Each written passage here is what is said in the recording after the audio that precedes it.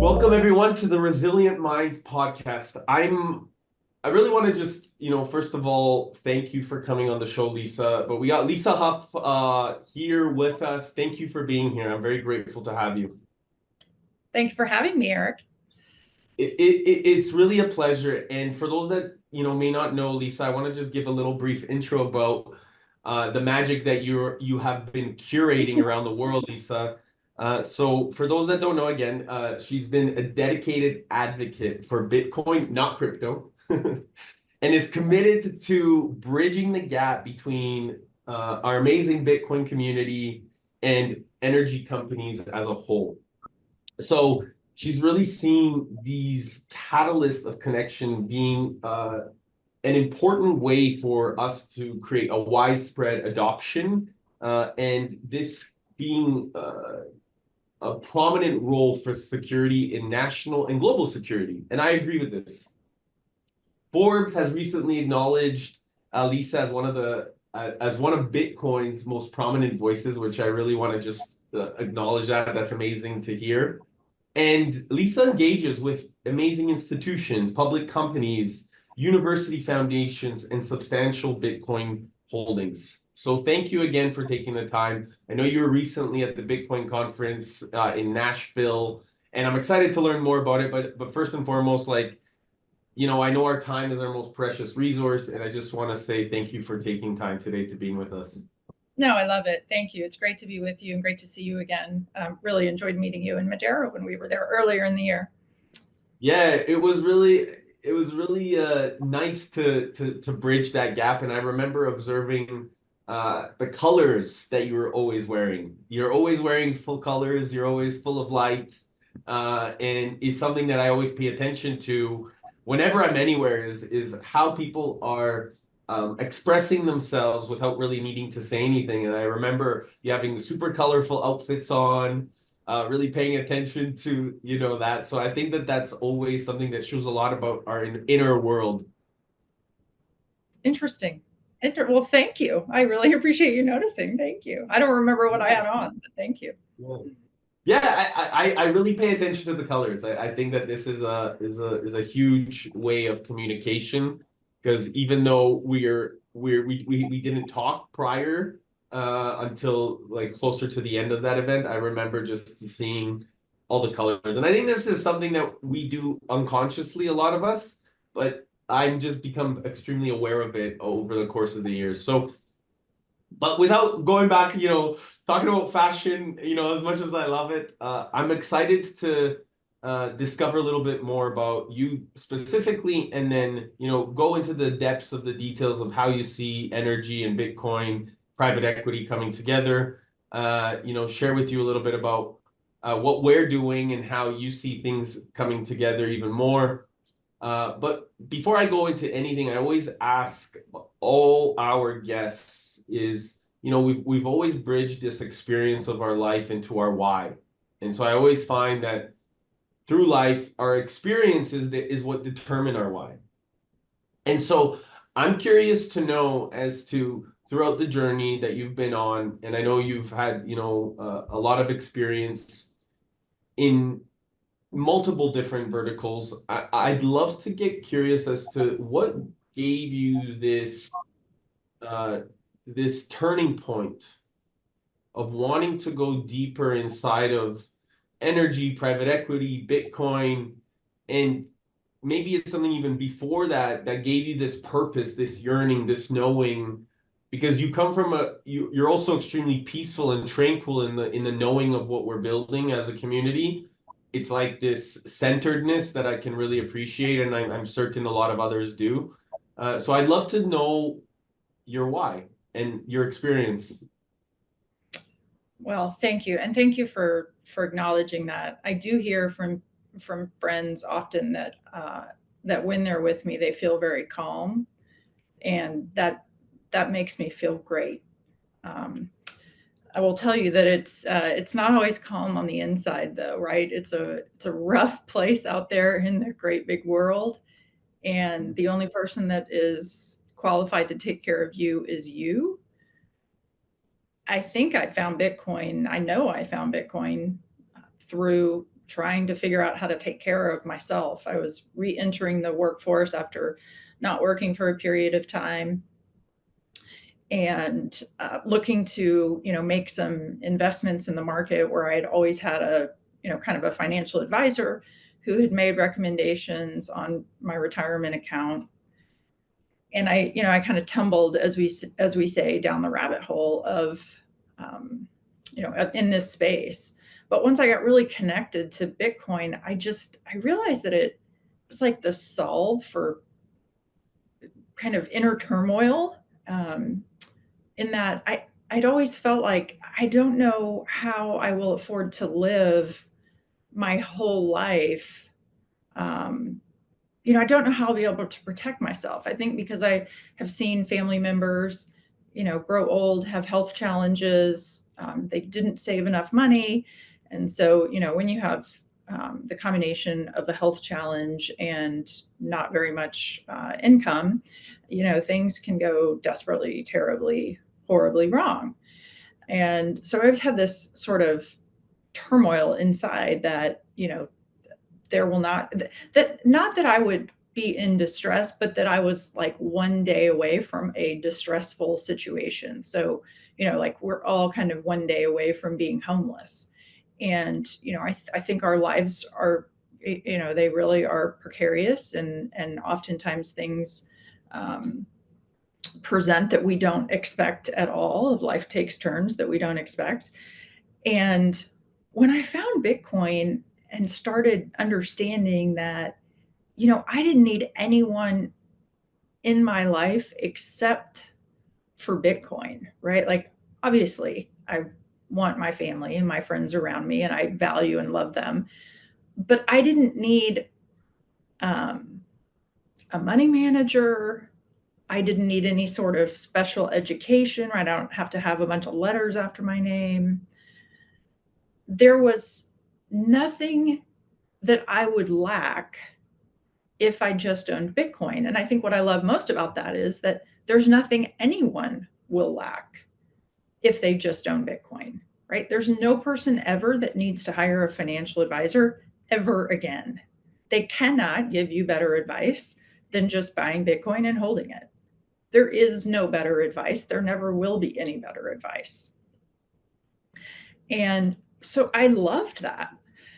Being I'm not married, right? So there's no one taking care of me but me, and I actually have family members um, that look to me for help and support, which I'm delighted to, that I can be of service, especially to my parents, who have done more for me than I deserved.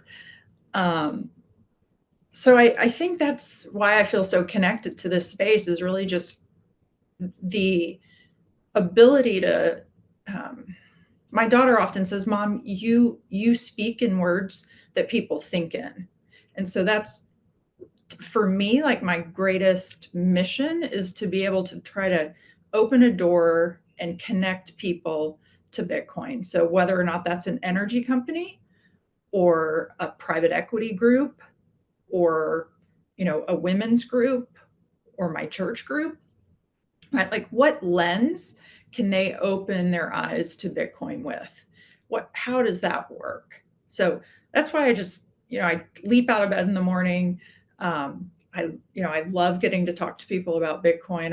I love it when people like you, who are so connected and have brilliant audiences, and you've poured so much effort into getting good messages out into the universe. Like, it's just a joy. It's a joy to work in this space. You are extremely connected yourself, and I'm hearing, connection, family, faith, freedom. I'm hearing all of these underlying meaningful responsibilities that you've chosen to step into consciously. And it's really beautiful, because I do find, when I was in Madeira, just before we met, I was I don't know if you remember, but like I was really full front row, listening, reading, writing, taking notes, because the principles that guided me were the ones that I always knew that were going to bring me to something more meaningful. And although I knew of Bitcoin, I didn't know the principles that define Bitcoin. And I was there to really do my due diligence, to learn, to understand, to bring the fundamentals of these guided principles within me. And this is what I feel is really important that the community and Bitcoin specifically does, is it really focuses on what I would say like a big family. And I'm not saying everybody, is there for the same reasons. However, I do believe those that are really building the infrastructure and fundamentally curating the responsibility as a whole, whether it's between energy, private equity, and creating a new economic shift, are taking responsibility and stepping into a new layer of identity. And that's what I really felt in Madeira. And this was something that I sensed, or I sense even right now as you speak, that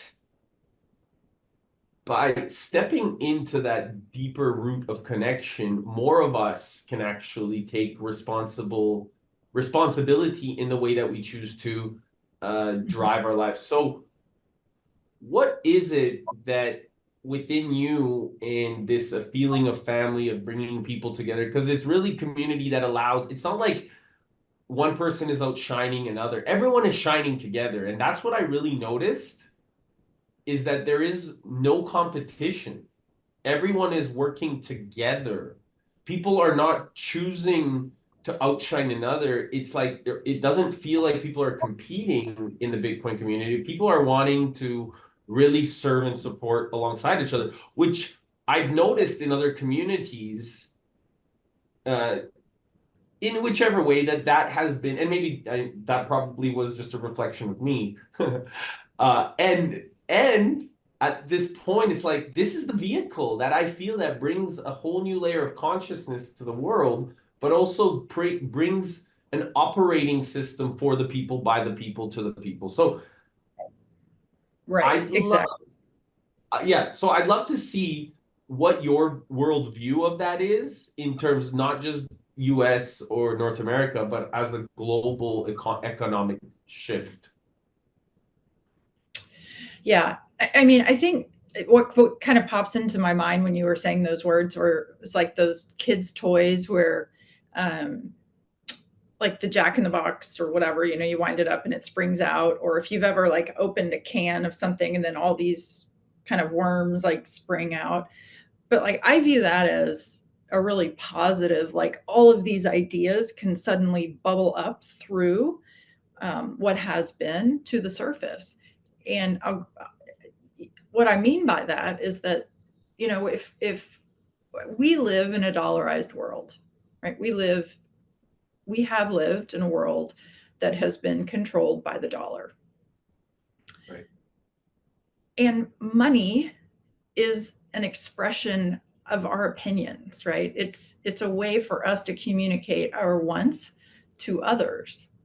But if I live in a dollarized world, and I think I heard on stage the other day at the Bitcoin conference that in Africa there's something like 400 currencies, right? If there are 400 currencies there and countless others, um, how can we all communicate?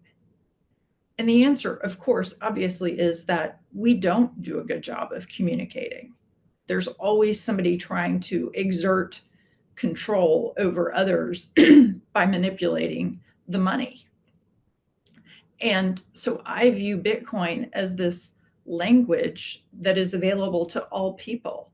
It's as though we now have created, um, literally a language we can all speak. And if we can all speak a language, those snakes like coming out of the can, or those like worms coming out of the can, like in a vibrant, healthy, energetic way, like that energy being released, is representative of people and their ideas.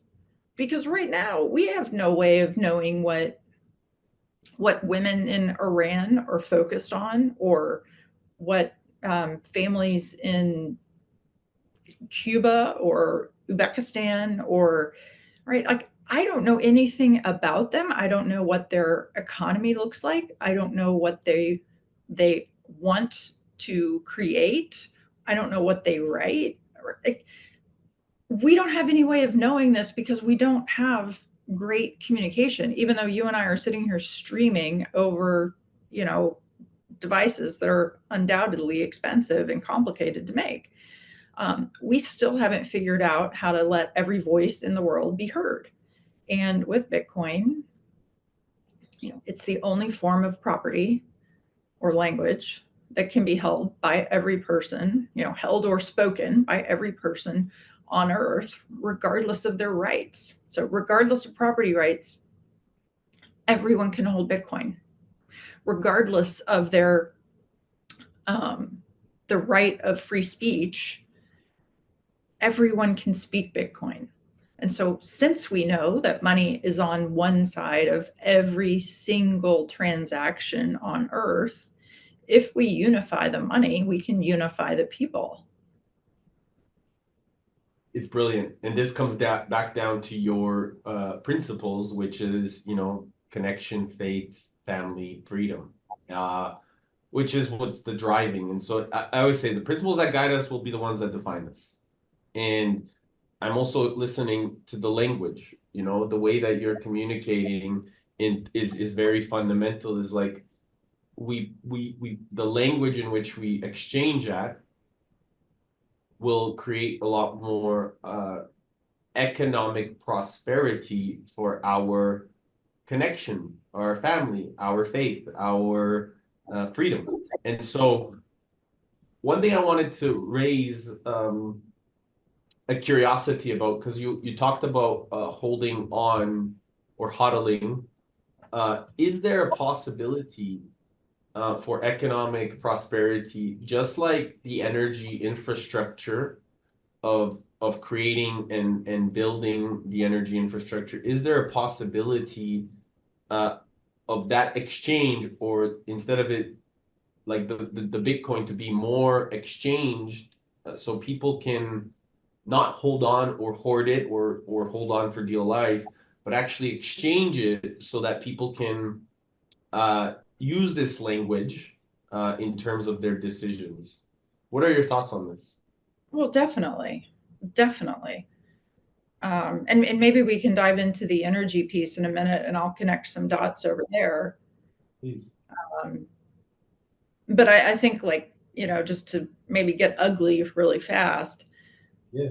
You know, I was listening to an interview yesterday. It was a live space on Twitter, and somebody was saying, you know, oh well, Bitcoin won't be used as a, you know, unit of exchange because L1, you know, L2s aren't fleshed out, and there's this uncertainty and there's that uncertainty, and I just said, you know, okay, um, I'm sorry, respectfully, you know, Vladimir Putin is not sitting over there saying, I'm not going to use Bitcoin because the L2s aren't fleshed out.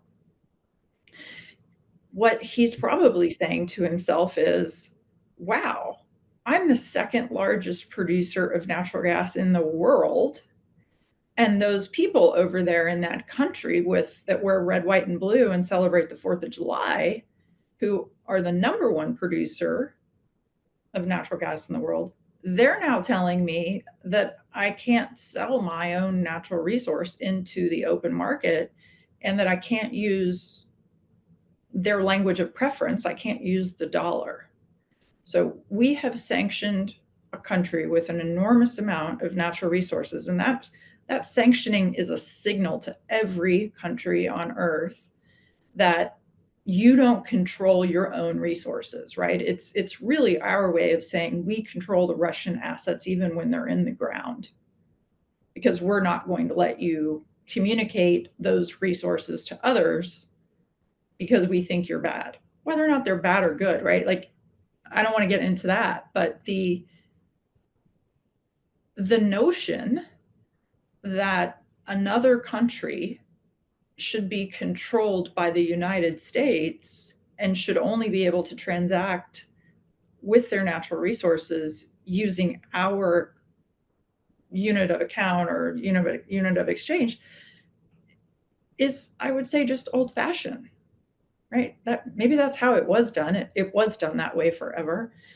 But I see this development of the BRICS conglomerate, them, those other countries coming together to form their own basket of currencies so that they can trade amongst one another.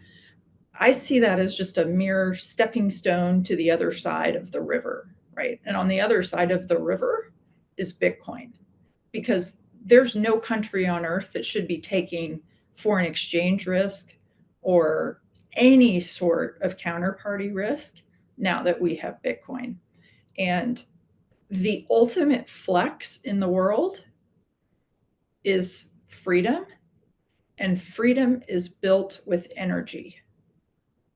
Everything revolves around energy.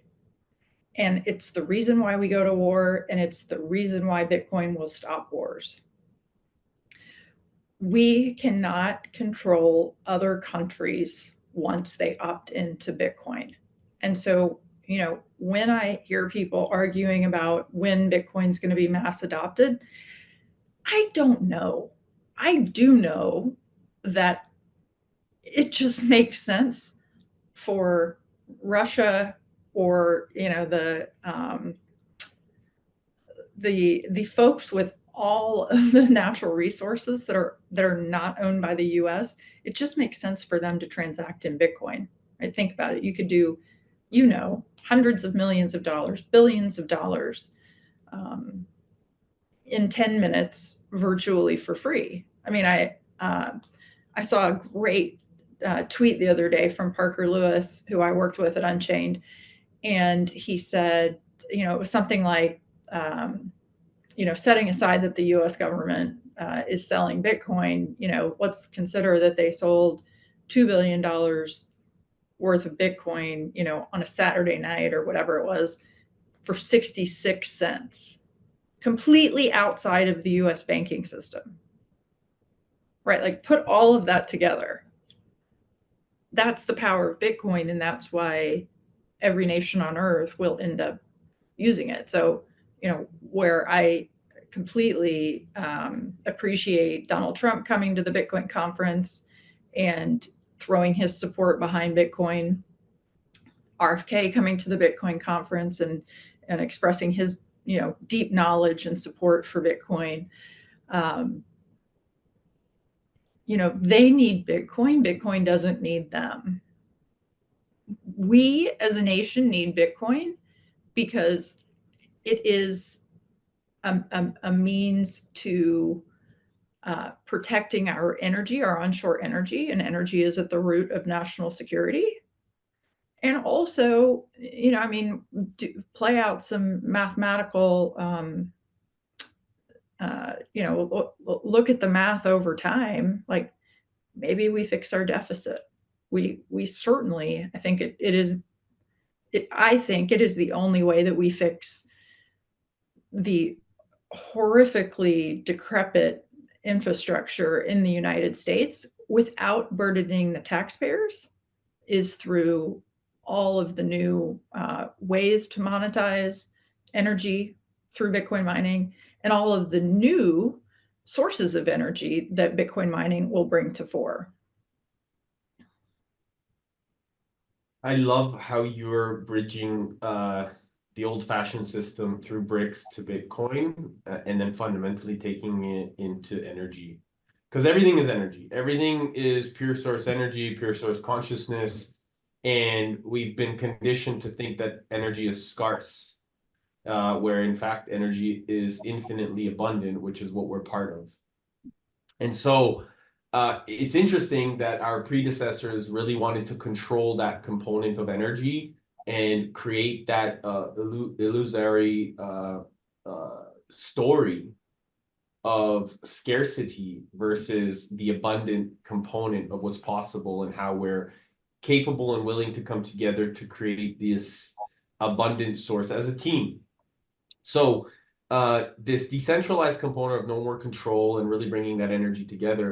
I'm curious now to kind of bridge that now with the energy companies and private equity, because, my hallucination is that based off of the abundance that's being stranded into through flare gas or waste streams, we're able to bridge that together now into capturing and creating heat and electricity to then power up miners that can fundamentally create a monetary, like you said, a monetized energy.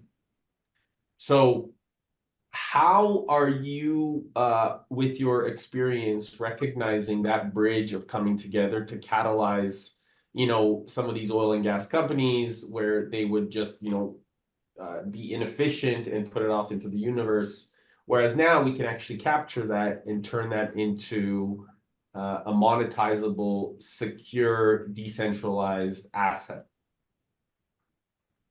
Yeah. So, I used to work in the energy world, and I live in Houston, presumably the energy capital of the world. Although, Hurricane Beryl hit here a couple of weeks ago, and we still have traffic lights out today. Hmm. Um, but I was working at really, I wanted to work in Bitcoin. And so I started a consulting business several years ago, and I just started hitting up my friends and saying, "Can I come in and talk to your teams about Bitcoin and Bitcoin mining?" And my pitch was, you can hate Bitcoin, but did you know that Bitcoin will help you monetize every molecule? And they would say, "Well, tell me more." And so if you're a power generation company, often those generators who have, let's just review, who have coordinated capital through the best capital markets in the world, right here in the U.S. So they've gone into the capital markets, they've coordinated capital so that they could build infrastructure to provide a service for us. So those generators have natural gas plants. And, miraculously, when I turned on my ring light today, it came on. That started with a coordination of capital by someone. And so the idea that the person, the coordinator of capital, or the company who has taken on the burden of this risk, is not able to monetize, every molecule that is within their power, no pun intended, like that's crazy. And so I went to these companies and I said, "Look, like how much of the time are you actually having to pay to have excess power absorbed back into the grid rather than shutting down your power plants? Like if that's a number greater than zero, you should be mining Bitcoin." And they went, at first they went, "Oh, well, thanks for coming in, like not interested. Our stakeholders would never let us do that."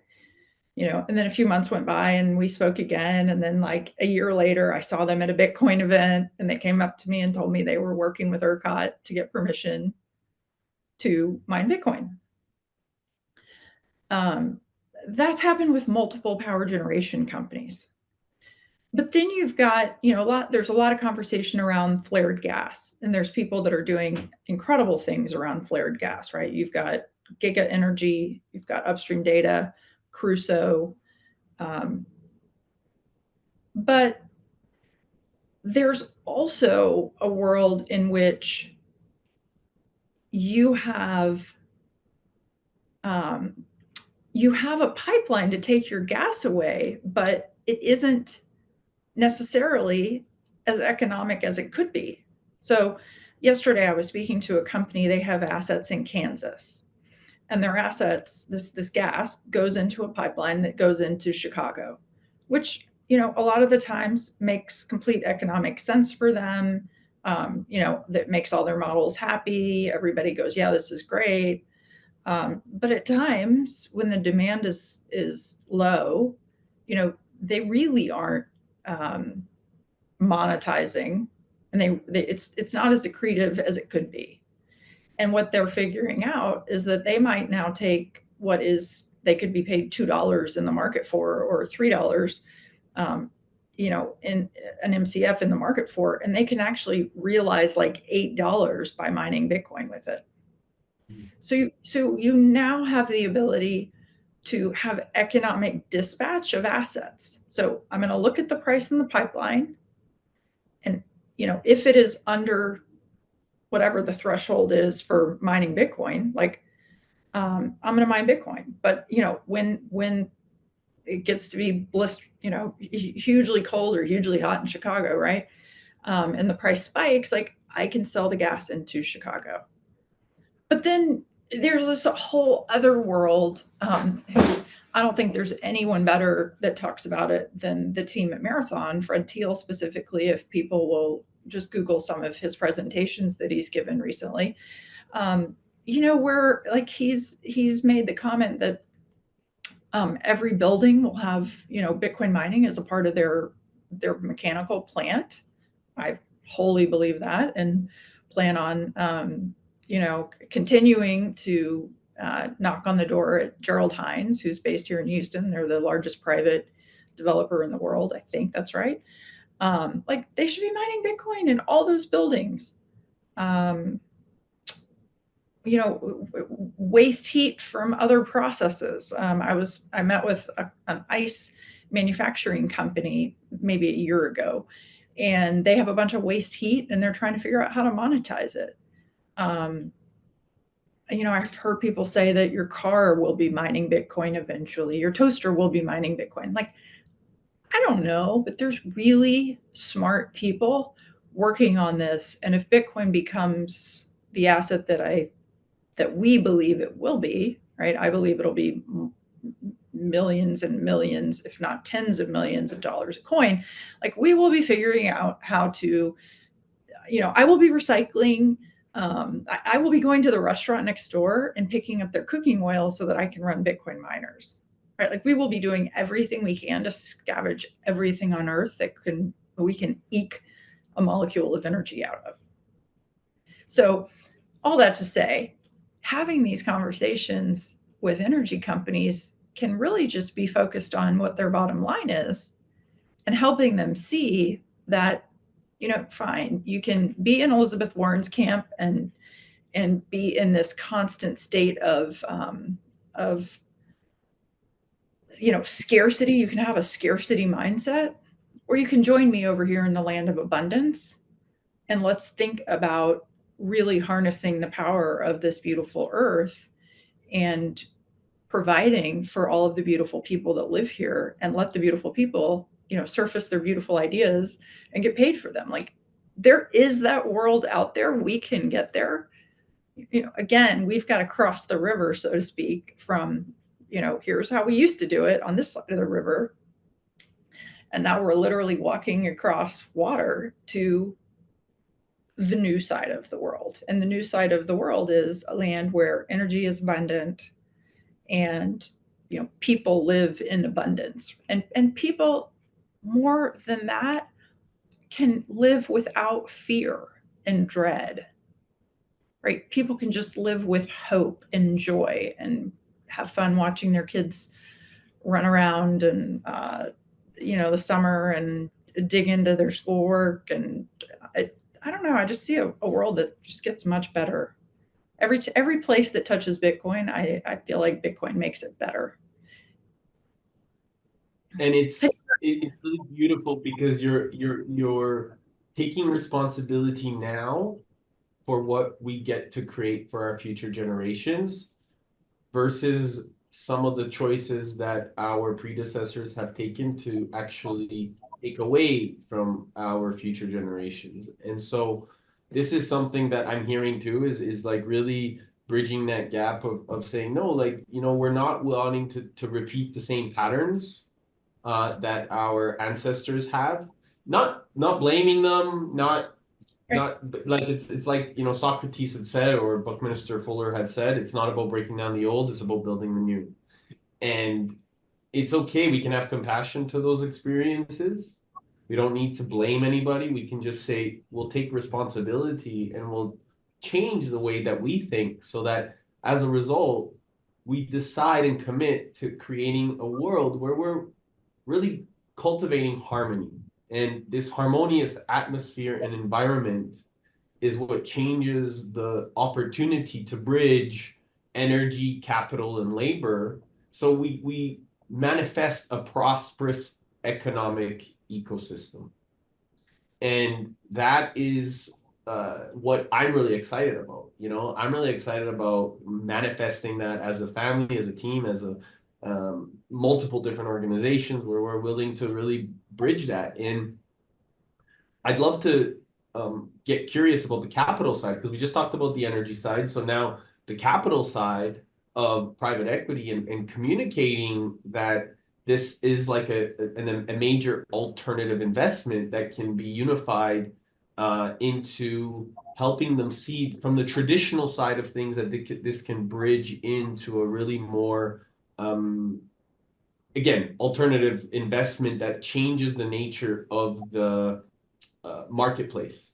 So I'd love to get curious as like how you're communicating this to private equity or how helping them see this picture because this is something that I think is really important to bridge the traditional capital side of things into this new monetary system.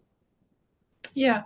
Well, so, just anecdotally, right? Like the private equity, there's two that I've spoken to recently, and those teams are focused on energy companies. And what they're finding is that they have teams coming to them saying, hey, Bitcoin mining, there's this thing over here, Bitcoin mining.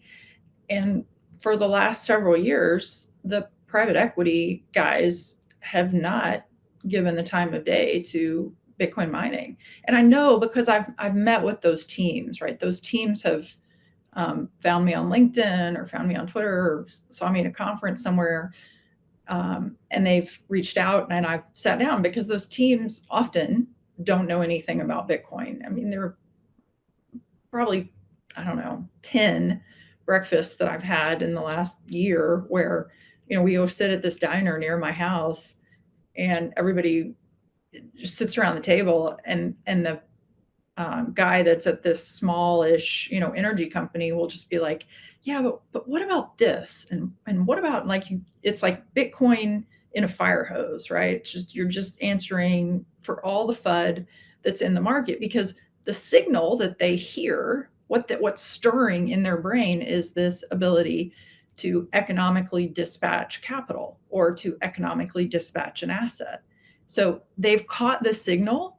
It's like they just have to take a speed reading class on Bitcoin to ensure that before they go to the private equity group that backs them, that they've got their facts straight. And so, I've been doing that for 3 years, probably maybe 4 years. And now finally, the private equity teams are reaching out directly going, okay, I know I saw you a few years ago, blah, blah, blah. I ran into a woman that runs a private equity team that's here in Houston. I ran into her in a hotel in Chicago like 4 years ago. And she said, what are you doing? And I told her what I was doing. And it was like, oh, I mean, she reached out to me probably 3 months ago. She was like, okay, it's time for me to learn about Bitcoin. And I love it because I know her private equity backs several of these teams that I've mentioned that I've met with at the diner who are actually in the field, who are building out, small production assets. And now they're finally it's finally gone to private equity where private equity is like, maybe we should be looking at that, right? Like maybe this is accretive. Maybe this does help us get, eke every bit of value out of the capital that we've coordinated for this asset. And so I think that's why, when I look at the energy guys and Bitcoin mining, where I see the most activity is with the smaller production companies. And I may just have this totally wrong and be uninformed, but I don't think that the big ones are necessarily paying as much attention. I don't think it matters as much to them, right? Like if they're going to go out and raise $5 million or $50 million. If companies are going to go out and drill in a specific place, right? If they're going to launch into a new project, they just want to drill. They know how to do it. They know how to put those projects together. They're 100% comfortable. They know what the economics look like. They can go do that. But then Bitcoin mining is like a challenge to all of that. It's like, okay, I don't want to have to think about Bitcoin mining at this site. I just want to go put a hole in the ground and try and find resources. But the smaller guys, where there are production assets, maybe there's gathering systems or there's a compressor station. There are midstream assets, right? Those smaller teams are now looking at those going, you know what? Like, I think if I sold my gas to, even if it's to myself, right? If I set up Bitcoin mining within my own operation and I turn this $2 gas into $8 gas, like maybe we should be doing that. Maybe we should be partnering with a Bitcoin miner like Giga or Upstream or Crusoe, or like they're looking at it very carefully because they're starting to understand that those, realizing a difference between $2 and $6 or $8 gas is huge for them, right? And by the way, it's also just the way, right? They're all going to be doing it, so just get started, right? Like I don't understand. I had dinner with a founder of the largest offshore private offshore group, maybe like 6 months ago, and I said, it's not going to be too terribly long before you have drill ships next to your rigs out there, and you're going to be mining Bitcoin on a drill ship connected to your rig instead of putting that gas into the pipeline and sending it back to shore. And he was like, no, never. OSHA would never no, we're not doing that. I'm just putting it out there in the universe. Like, I do think there's a day, right? I absolutely think there's a day. And, to Donald Trump's credit, I don't think he's correct. But, he said he thinks all of the remaining Bitcoin should be mined in the United States. Like, I'm fully in favor. That's just not how Bitcoin works. But I love the sentiment of it because, and I will be serious here for a minute, because an economy is not strong unless you have onshore energy. And our forecasted energy production for the United States is in a very dire place. I mean, by 2050, it is projected that China will have 3 times more generation capacity than the United States.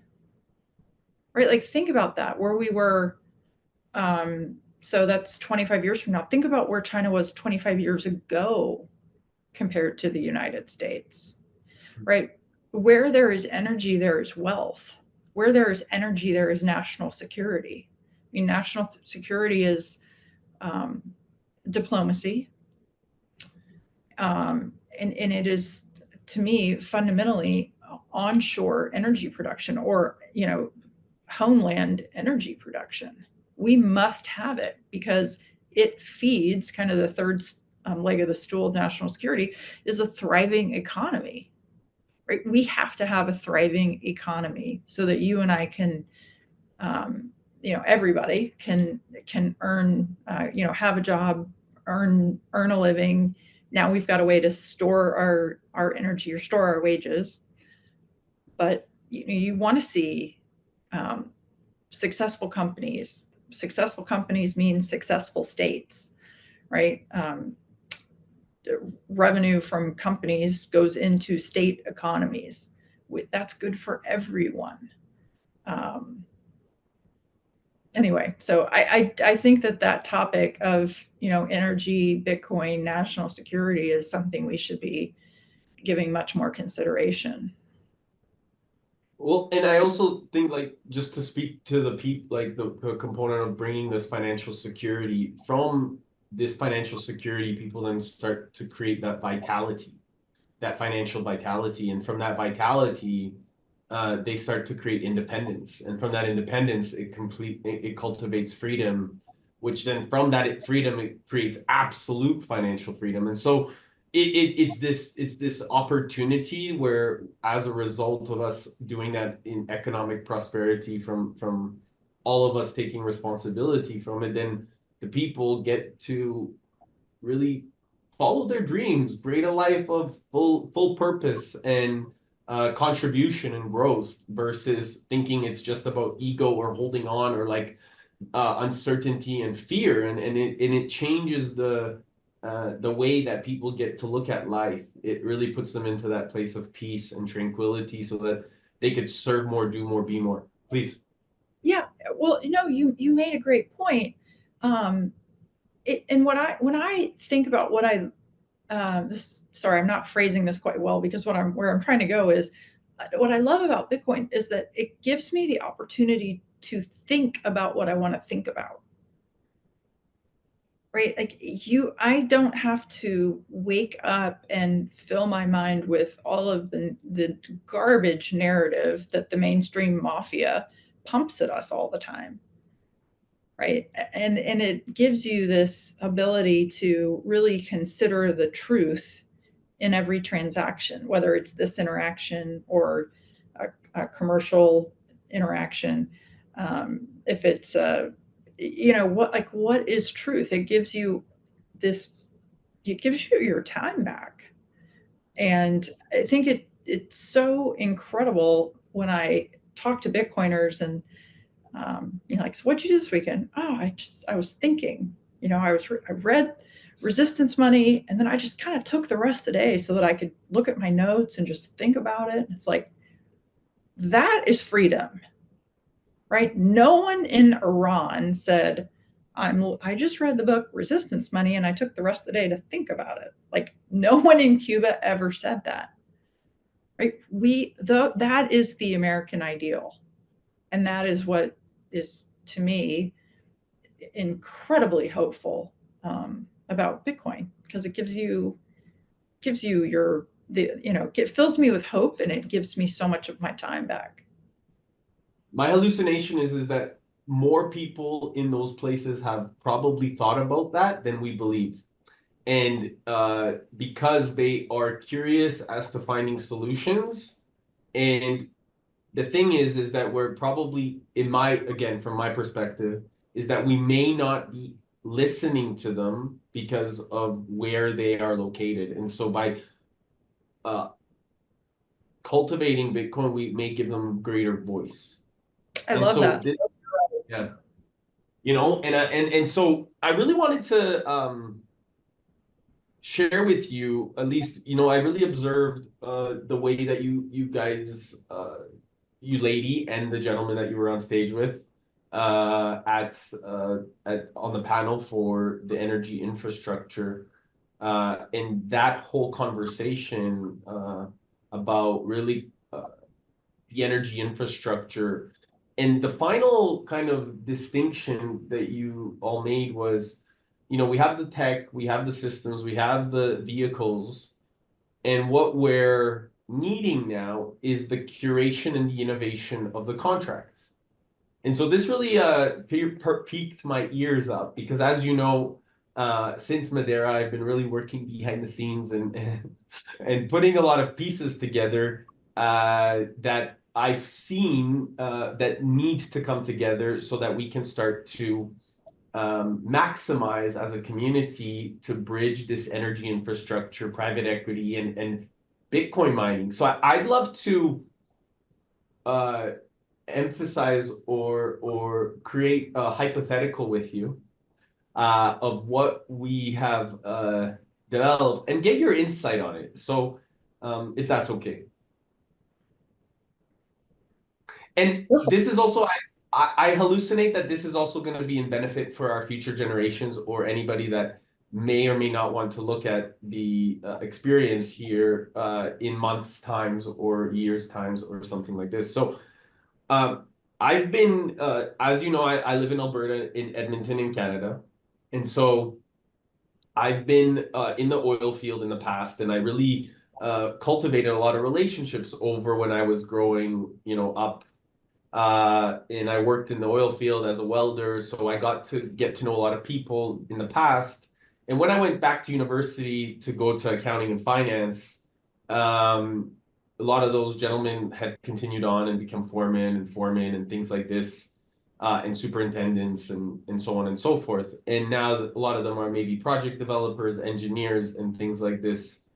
And so they've watched my journey, whether it was through accounting, and then going on deeper into my personal development journey. So when I discovered Bitcoin, I saw the pieces to come together. I was like, oh my goodness, this is why the whole reason my life happened the way it happened. And so I came back to Alberta and uh, I really started to reach out to a lot of these friends that I've developed these relationships with, because relationships are everything. And I really believe this at a fundamental responsibility. When we can cultivate great relationships, we can create anything. And so I reached out and, I got to know some amazing engineers, some project developers, and I coordinated and I understood that they were really building opportunities where we can capture this waste stream gas and store energy. And then I was like, oh my goodness, well, what if we created and I met an amazing man at Madeira. What if we created also like a Bitcoin side outfit like of this? So the Bitcoin mining. And then what if we also then met with a couple people from my university time, in finance and created also a private equity kind of firm. So we really can bridge together the energy, the capital, and the infrastructure to start to build these relationships. So what what I did is really cultivate meaningful relationships ultimately. However, um, now we're able to really have these contracts with different, whether it's from 1.5 megawatt to 30 megawatt, uh, to capture these waste streams, turn them into heat and power, and then to mine Bitcoin. And so obviously I don't know how to do all of this. So uh, I know how to build the relationships, because this is, I believe, where the ultimate opportunity comes, is when we start to merge businesses to create that harmonious environment so everybody is winning. So we did, capital partners, we did energy partners, and we did Bitcoin mining partners. And now it's about really making sure, because of being at the table with these energy companies that are pretty major, they're like public companies that many people would know the names of these companies. So now it's about really emphasizing to putting this together so as a community we can move forward. So I'm curious from your perspective, is what would you say would be the best next step of us bringing these innovative contracts as a community to different partners, private equity firms, or fundamentals? And I'm an open book, by the way. So if you want me to answer any questions, I'm not hiding anything. This is a full opportunity for all of us to learn, especially me. And so it's really about making sure that this is about benefiting the greater whole, and so that we can ultimately bridge what's possible with these major firms or major organizations on all different fronts. Would you give more on what you mean by contracts? Yeah, so basically, we are sitting at the table with, so basically we've created a minimum viable product, or creating a minimum viable product of capturing the waste stream. Mm-hmm. And so the opportunity from building and engineering the way to capture that, as well as bridging it with the Bitcoin mining, so that this could be also scalable in its way. So we're already at that place where, because the project developers and the partners, in terms of the engineers, they have done this before. Great. And so we're already sitting at the table, but they've never captured it now with Bitcoin miners. Yeah. Okay. What's the energy source? So it's oil and gas. So it's like a power generation, CHP, uh, and we can actually sell the heat back to the company as well. They'll buy all of the heat, and because there's an excess amount of power, it's they can sell us all the power. Yeah. Okay. Um, well, I, I welcome, right? I mean, this is the way. This when we hang up here today, I have 2 phone calls back to back with folks that are building out similar operations, and I think just in a very broad statement, this is what gets us to the other side of the river to energy abundance, because we're figuring out you are figuring out how to, you know, monetize every molecule, right? There will be no waste energy. Uh, Bitcoin is the scavenger of all energy, right? It's like I loved when President Trump said, "You're going to have so much electricity, you're going to say no more electricity," President Trump. Like, I mean, I thought that was hilarious. There is no such thing as too much energy, and uh, when somebody has, maybe I'll give one example. The Warren Buffett has famously just been disparaging towards Bitcoin, and yet, um, why is that? And I told this story at the conference the other day. In 2021, Berkshire Hathaway Energy came to the state of Texas and said, gosh, we're going to save you from another one of these power outages where all these people died. We will build 10 50-megawatt peaker plants in Texas for a guaranteed rate of return of 9.3% on our money. So we will front the capital, we will build these peaker plants, and you will give us 9.3% rate of return on these assets. Well, while I guess that's a generous offer, here in the state of Texas, we're deregulated, and which means that power prices are market driven. And also, his 500 megawatts that he was, offering us, it was essentially the same 500 megawatts, same scale as the Bitcoin mining plant that was built in Rockdale, Texas, by a public Bitcoin mining company who went out into the capital markets in the great, United States of America and borrowed the money and assumed all of the risk in order to build out the infrastructure. And so, it is within their right to try to monetize on that investment. That was of no burden to me, the ratepayer in Texas, whereas Warren Buffett's project would have cost me, the single ratepayer, right? Like I live in a house, so the ratepayer in a house, it would have been like $1 something a month. Would have been a line item. The nail salon across the street in the strip center, theirs would have been like $8 or $9 or $10 a month. The Coca-Cola bottling plant that's on the freeway 2 miles from my house, theirs would have been a couple of $100s a month.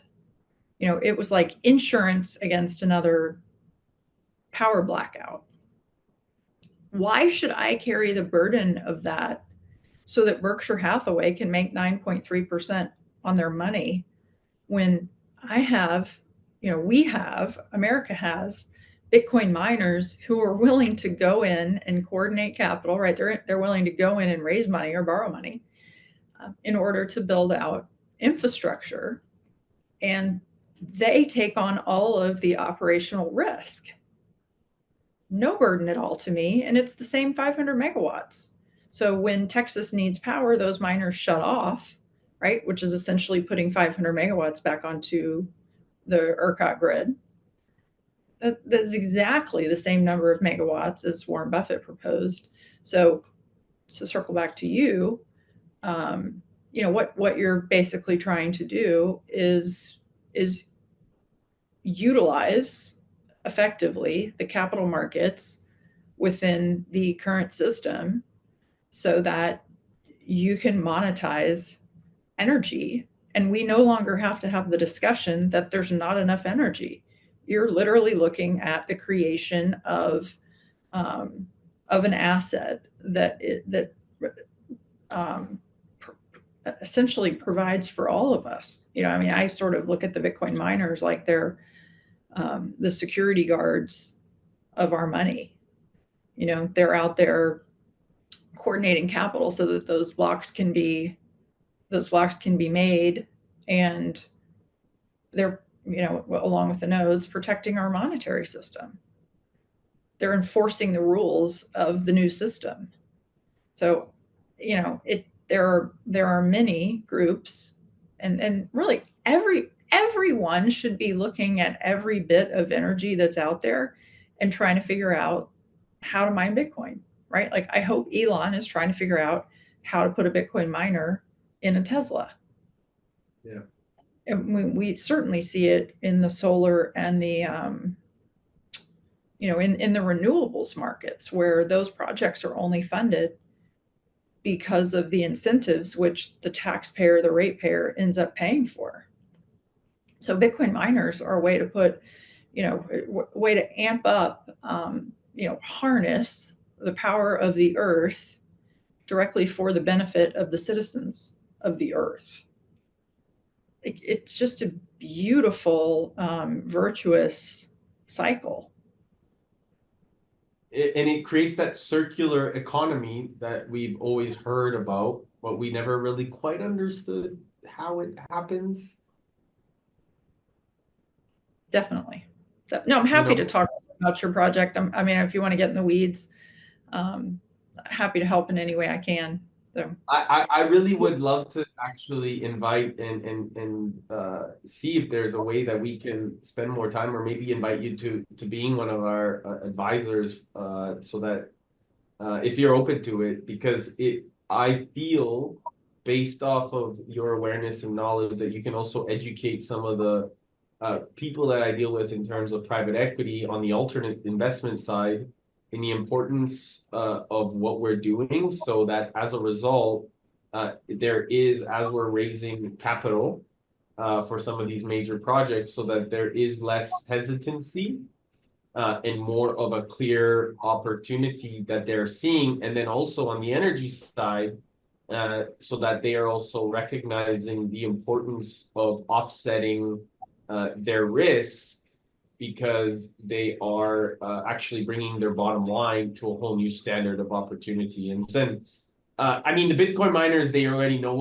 what the benefit is. It's really helping the energy companies and the private equity guys from the traditional side of things, for them to understand the scope in an even more meaningful way, because it's for you to come in with your knowledge and wisdom to share that, and then you've done this multiple hundreds of times, versus me needing to do my best to illustrate that innovation. You've already applied it and shared that. So I just want to invite that conversation as we continue to bring this into application, and as we're really preparing to raise funds. Like, it's amazing, because whether we communicate with our CFOs that are from the traditional side of things, or we bring in a CFO from the Bitcoin side of things, having that conversation, that language, to make sense to everybody, so it's very grounded in its approach and feasible in the logic, so that it's not an idea anymore. It's an implemented action step that people can feel safe and secure, and also step into that layer of abundance. Yes, definitely. Well, thank you. Yeah, I would definitely love the opportunity. I will say, I think that the work is the work should get easier. We had two presidential candidates stand on stage in Nashville and say that they were going to add Bitcoin to to the U.S. balance sheet. That they are supportive of Bitcoin and Bitcoin mining. So hopefully our work just got a little bit easier, and we're not just the crazy people, which I think that for the last several years, we've been the crazy ones. Nothing has changed other than their perception of Bitcoin. I had dinner with a fund, an advisor to a huge university foundation on Monday night, and he had called and he said, "Oh my gosh," he was like, "Wow, I could hear the ruckus from Nashville all the way in Houston. Wow, I mean, you had Trump there, and let's have dinner. You have to tell me what went down." And I said, "So, are any of your clients curious about Bitcoin?" I ask him every time I see him. I have dinner with him probably once a month.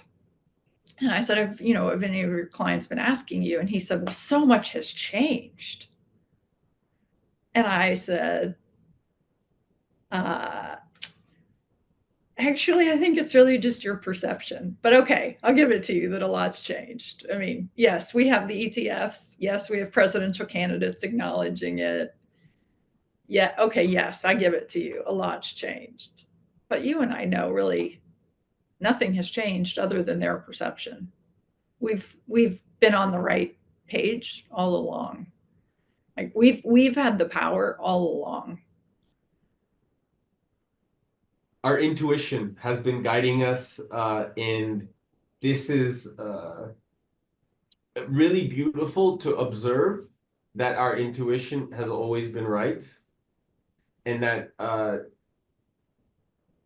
to trust in ourselves.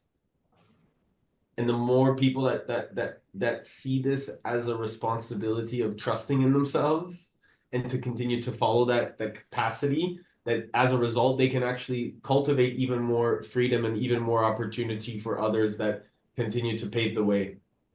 Yes. Lisa, really want to acknowledge and thank you for the commitment that you have devoted yourself to for the past number of years, 5, 6, 10, 20 years. I'm certain that you've been on a path of really curating the certainty within yourself, and we all know that so many times in society the external world tries to dictate our standards, and it's so important for us to do that internal structure of self-knowing to create those outstanding standards so we can walk into these environments and create absolute certainty. And I really see and honor the work that you do, because I know from my own experience that it can be challenging when people tell you that you're crazy or you don't know what you're doing, or this is uncertain. So I imagine again that this has been some of the hurdles that we've had the pleasure of going through, but it also then creates a lot more strength within us. So thank you for being you, and I'm really grateful for your willingness to serve and support alongside, and I'm excited to go deeper in the projects and what we're doing. Thanks. Well, I love that you just the way that you just expressed that. I wrote this book, unpublished, but I wrote this guide for my daughter. I started it when she was 5. I had this feeling that I would die before she was old enough for me to tell her everything I wanted her to know. But somewhere on the list, there's kind of like 130 little bumper sticker wisdom things. Is the statement that the whole world is trying to tell you who you are and who to be, but it's up to us to decide. Like the power is within us. So it's just it literally is as easy as choosing to do the right thing. And a lot of my time in Bitcoin, I don't dedicate. I don't like go out and just actively um, seek to mentor, but I think I have the advantage over most everyone in Bitcoin in that I'm much older than they are, and I've had multiple careers. But you can never go wrong if you seek to be of service, right? If you're trying to come work in Bitcoin, or if you're trying to, um, become a more valuable member of the Bitcoin community, just seek to be of service to others. There are so many ways to do it, and to me, it's the most. I feel so privileged to get to know what people like you like to get to know what you're working on, what you're trying to build. Right? You guys are builders. You are doers, and it's such a privilege to get a little glimpse of what you're working on. And thank you for doing your podcast. This is cannot be easy. Although you make it look easy. So thank you for inviting me, and it's great to see you again. Hope to see you soon. Likewise, I wanted to ask you if anybody wants to know more about where you are, how to connect with you, how to know more about the magic that you're doing, if they need some advice, advisory, support, or in their projects, or what they can do to reach out to connect with you, so that people can directly connect. Where's the Yeah, best way to find? I have a website. It's lisahough.io. Also, you can send me a message on LinkedIn, or you can send me a message on Twitter. I really aim to respond to all of them. So if I don't respond immediately, like send me another one. But I think I'm really good now. I think I have a system now at responding. But happy to set up a 15-minute call with anybody that asks for any reason. And those have led to incredible conversations. So please reach out. Um, like I said, it's the greatest privilege to learn what other people are working on, and to see other people succeed. You're amazing. You're Last amazing. question before we go is or before I hit stop on recording. But the last question I have is, if you had 3 days left to live, what would you do? Left to live. Oh, I would go park myself by the ocean somewhere, or um, I don't know, go find some garden to pick and clean up a garden, do all the weeding in a garden. Like, I like to find places. I know God is everywhere, but I feel God more intensely when I'm in nature somewhere. And so I've always had a big flower garden, and have been the one that's hauled all the dirt around in the wheelbarrow. And um, I like cut my own grass, and like I do it because I don't want to pay for a gym, but really, like, I do it because I just feel so at peace, and like He's right there with me, and it just recharges my batteries. So um, anyway, probably one of those two things. I find my daughter, obviously, my twin. I love it. I love it. Honestly, thank you so much again, Lisa.